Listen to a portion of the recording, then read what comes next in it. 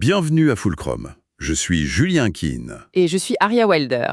Aujourd'hui, on plonge dans un phénomène vraiment marquant. Cette vague mondiale de manifestations portée par la génération Z. Oui, un peu partout dans le monde, de Madagascar au Maroc, Népal, Pérou, Indonésie. Notre objectif, essayer de comprendre ce qui se passe. Qu'est-ce qui anime ces jeunes? Quels sont les points communs? Mais aussi les différences entre ces mouvements. C'est ça, qu'est-ce qui unit cette génération dans la rue, au fond? Leurs aspirations, leurs méthodes aussi, qui sont assez nouvelles, non? Commençons peut-être par l'ambiance générale. Qu'est-ce qui ressort de ces rassemblements? L'atmosphère? C'est un mélange assez unique, je trouve. D'un côté, une énergie brute, parfois même un peu festive, et de l'autre, une colère, une frustration, mais vraiment palpable. Oui. L'image qui m'a marquée, c'est ces ados au Maroc qui crient «La santé avant le foot» en agitant, figurez-vous, le drapeau pirate de One Piece. Ah oui, le manga. Mais C'est c'est étonnant comme symbole. exactement. Ça montre bien cette spontanéité et aussi une organisation très horizontale. Ça tranche vraiment avec les manifs plus anciennes, plus structurées par les syndicats, les partis. Moins de leaders identifiés, c'est ça? Oui, souvent pas de leader du tout, ou même un refus d'en avoir. C'est très différent. Et cette énergie, cette colère dont vous parlez, elle ne sort pas de rien, j'imagine. Derrière les slogans, il y a des problèmes très concrets, Ah, mais complètement, c'est pas abstrait du tout. On parle de difficultés d'accès aux soins, de coupures d'électricité qui durent des heures et paralysent tout. comme à Madagascar, c'est ça? Oui, jusqu'à 8 heures par jour parfois, ou des pénuries d'eau courante. Et puis, omniprésent ces sentiments que la corruption est partout, qu'elle gangrène tout le système. Des besoins vraiment fondamentaux, en fait. Voilà. Les slogans qu'on entend là-bas, c'est «l'électricité n'est pas un luxe» ou «l'eau c'est la vie, pas la politique». C'est direct, c'est un ras-le-bol face à ce qui manque au quotidien. C'est intéressant ce focus sur le fondamental. Alors, cette génération Z, donc les jeunes nés grosso modo entre 97 et 2010, les premiers digital natives, quels sont les griefs principaux qui reviennent au-delà de ces services de base défaillants? Deux choses ressortent systématiquement, la corruption et les inégalités. À Madagascar, au Népal, on décrit ça comme endémique, vraiment ancré. Structurels même. Oui. Et en Indonésie, par exemple, ce sentiment très fort que les dés sont pipés, quoi, que le jeu est truqué en faveur d'une petite minorité. La colère vise pas juste des gens, mais un système entier jugé injuste. Et dans ce contexte d'inégalité, il y a ce phénomène des Nepo Kids, les enfants de l'élite, qui semblent cristalliser beaucoup de colère. Ah oui, et c'est frappant parce que ce n'est pas juste de la jalousie, je crois. C'est une réaction très forte à l'injustice perçue. Et cette injustice, elle est rendue hyper visible, crue même, par les réseaux sociaux. La transparence du numérique en quelque sorte. Exactement. Voir l'étalage de richesse de certains, le fils d'un politique au Népal avec ses sacs de luxe, le jeune député philippin sur TikTok avec sa voiture de sport, les enfants Rajoelina à Madagascar, pendant que pour la majorité les services de base s'effondrent ou l'avenir semble bouché, ça rend fou. Ça donne vraiment le sentiment que le système est pourri à la racine. Le parallèle est brutal, c'est vrai. Et ça nous ramène à la défaillance des services publics. La santé, vous l'avez mentionné, c'était un point chaud au Maroc. Oui, le mouvement Gen Z 212, là-bas, il a été beaucoup déclenché par un drame terrible. 8 femmes décédées lors d'accouchements par césarienne dans un seul hôpital à Agadir en une semaine. 8 femmes, c'est énorme. C'est effroyable. Et ça a mis en lumière de façon dramatique le contraste entre les milliards prévus pour la Coupe du Monde 2030 et l'état de certains hôpitaux. Le slogan des stades «Oui, mais où sont les hôpitaux?» il résume tout. Et on retrouve des inquiétudes similaires sur la santé au Pérou aussi. Outre la santé, il y a l'électricité et l'eau qu'on a évoquées pour Madagascar. Oui, et il faut bien comprendre que ce ne sont pas juste des désagréments, ces coupures. Ça impacte l'économie, l'éducation, comment voulez-vous étudier sans lumière, la santé même, dans les hôpitaux. Bien sûr. Et c'est perçu comme un signe flagrant d'incompétence ou de désintérêt des dirigeants.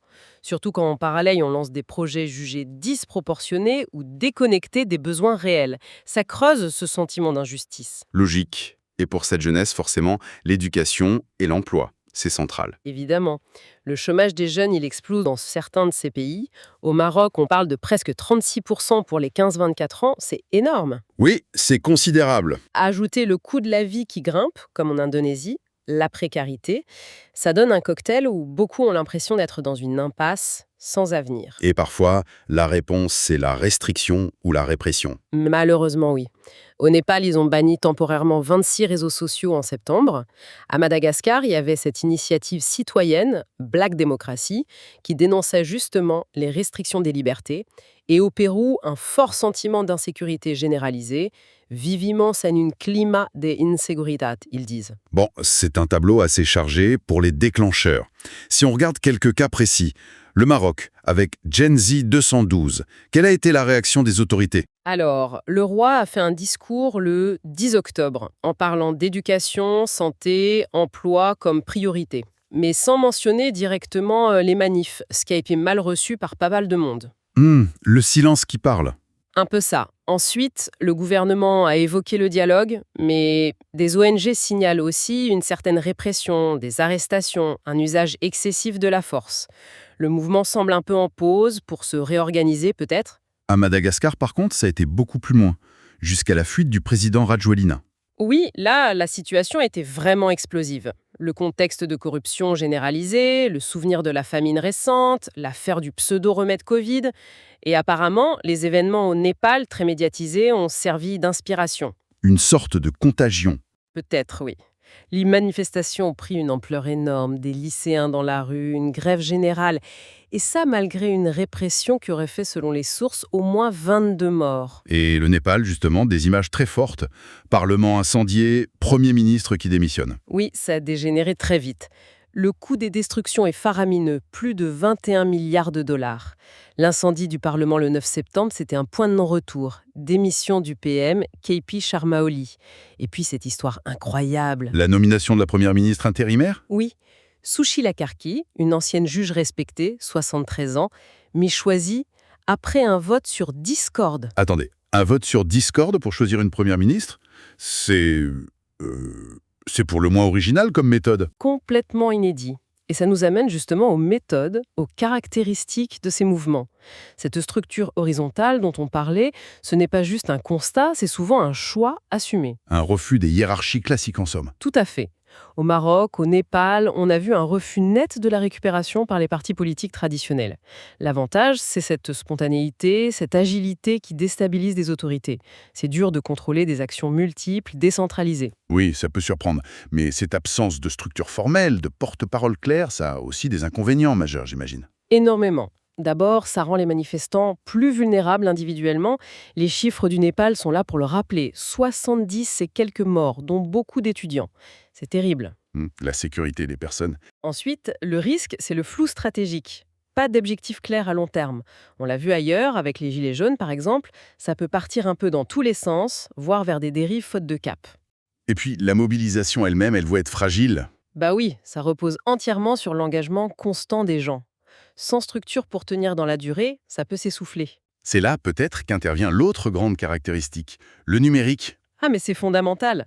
Les plateformes comme Discord, au Népal, le serveur Youth Against Corruption avait plus de 100 000 membres et a servi à ce fameux vote. TikTok pour faire circuler les messages de façon virale, WhatsApp, Telegram pour se coordonner. Une vraie infrastructure parallèle, en fait. Exactement. Et ils sont malins, hein. Usage de VPN pour contrer la censure, des QR codes sur des tracts qui renvoient vers des serveurs Discord. C'est vraiment une fusion du physique et du digital. Et ce rôle des algorithmes dont on parle parfois, comment ça joue là-dedans? Une sorte d'amplificateur mondial. C'est un point essentiel, je pense. Les algos de ces plateformes, ils sont faits pour maximiser l'engagement. Et qu'est-ce qui engage? Les émotions fortes, l'indignation, la colère, l'espoir aussi. Donc ça met de l'huile sur le feu potentiellement. Ça agit comme un accélérateur, oui. Une vidéo d'une injustice au Maroc peut enflammer les esprits au Pérou en quelques heures. Ça crée ce sentiment d'appartenir à une lutte globale, transnationale. Et cette communauté globale, on la retrouve dans les symboles. Ce drapeau de One Piece, il revient souvent. Ce n'est pas juste anecdotique. Du tout. Le Jolly Roger avec le chapeau de paille de Luffy, c'est devenu un symbole mondial hyper puissant pour cette génération. Qu'est-ce qu'il représente au juste? La liberté, le défi à l'autorité. Luffy, le héros, il n'obéit ni au roi, ni au gouvernement corrompu, l'anti-hiérarchie, mais aussi la communauté, l'équipage soudé qui affronte les épreuves ensemble. C'est malin. Et c'est très reconnaissant, donc ça devient viral facilement. Ça véhicule un message politique fort, mais avec humour, ironie. C'est différent des symboles plus anciens, genre Che Guevara ou le masque de Guy Fawkes, peut-être plus sérieux, plus lourd. Un manifestant marocain disait « Luffy n'obéit pas au roi, nous non plus ». Difficile d'être plus clair, non? C'est très parlant en effet. Une politisation très 21e siècle d'un symbole pop. Bon, alors avec toute cette énergie, ces méthodes nouvelles, qu'est-ce que ça donne concrètement? Les résultats semblent très... Inégaux, oui. À Madagascar, Rajoelina a fui, c'est vrai, le 13 octobre, apparemment aidé par la France, d'ailleurs. Mais la suite est très floue. C'est une unité militaire particulière, le CAPSAT, qui semble avoir pris la main. Une unité militaire. Ça sent le coup d'État, ça. C'est la crainte. Le CAPSAT a des liens historiques avec les élites et avait même aidé Rajoelina à arriver au pouvoir en 2009. Donc on peut craindre un coup d'État déguisé ou juste une rotation des mêmes au pouvoir. La transition est vraiment incertaine. Et au Népal? Gouvernement renversé, PM intérimaire nommé via Discord, élection prévue, c'est une victoire plus nette là. Sur le papier, oui, c'est une victoire symbolique forte. Mais à quel prix humain? Et les analyses montrent que le mouvement est déjà fracturé. La lutte anticorruption, qui était le moteur, semble en panne. L'administration est paralysée, les forces de l'ordre démoralisées. Donc très fragile. Très fragile. Mais il y a une petite lueur. Les jeunes s'inscrivent massivement sur les listes électorales. C'est peut-être un signe qu'ils veulent passer de la rue aux urnes. À voir. Et ailleurs, Maroc, Pérou, Indonésie. Des changements plus cosmétiques, hein. Au Maroc, on l'a dit, pression sur le gouvernement, discours sur le dialogue, mais pas de révolution institutionnelle pour l'instant. Et des signaux de répression. Au Pérou, le président a été destitué fin septembre sous la pression de manifs contre la corruption et l'insécurité, mais son successeur fait face aux mêmes problèmes, les troubles continuent. Et l'Indonésie. Là, face aux protestations sur le coût de la vie, le président a fait un remaniement ministériel, une réponse politique plus classique, disons. Tout ça pose une question de fond sur ces mouvements très horizontaux, non? Ouais. Ils sont forts pour déstabiliser, pour faire tomber. Mais après, Pour construire. c'est tout le paradoxe, oui. Certains analystes parlent du paradoxe des révoltes horizontales. Si on regarde les printemps arabes de 2011, par exemple. Qui fonctionnaient un peu pareil, très connectés, peu de leaders. Exactement. Ces structures sont hyper efficaces pour mobiliser la colère, créer un vide du pouvoir, mais elles ont souvent beaucoup de mal à proposer une alternative politique solide pour remplir ce vide. Et le risque, c'est que d'autres en profitent. Le trône est vide, mais quelqu'un d'autre finit toujours par s'y asseoir. Donc, la grande question qui se dégage, c'est est-ce que cette énergie de contestation, cette mobilisation numérique incroyable, peut vraiment se transformer en pouvoir politique structuré, en réforme durable? C'est le défi immense. Et l'histoire récente, comme les printemps arabes justement, montre que les résultats peuvent être très décevants par rapport aux espoirs de départ. La transition démocratique, c'est bien plus complexe que juste faire tomber un régime. Et si on trouvait notre point d'équilibre, le fulcrum de ce phénomène? D'un point de vue structurel, qu'est-ce qui unit tous ces mouvements au fond? Ce qui revient partout, c'est cette génération Z, mondialisée, connectée comme jamais, qui se sent privée d'avenir.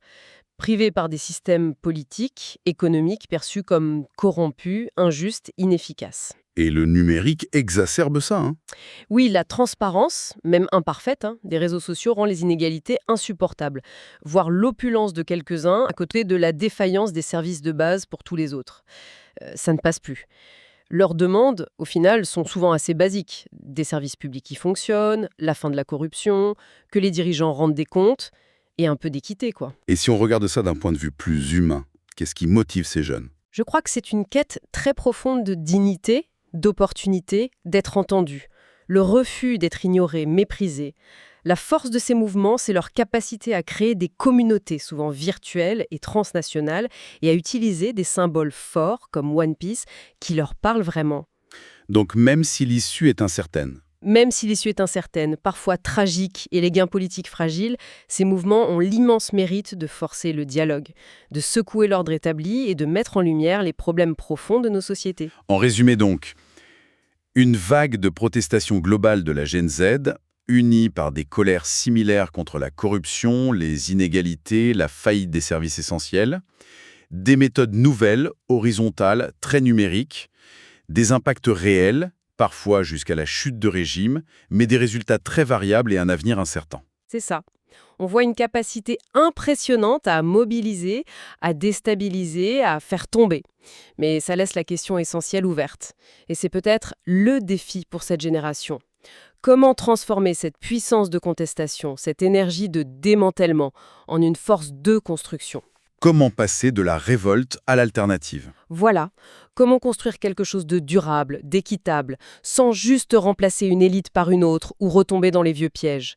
Quelle est la suite après la révolte numérique et la rue? C'est sur cette question fondamentale que nous allons conclure notre analyse aujourd'hui. Merci de nous avoir suivis pour cette exploration.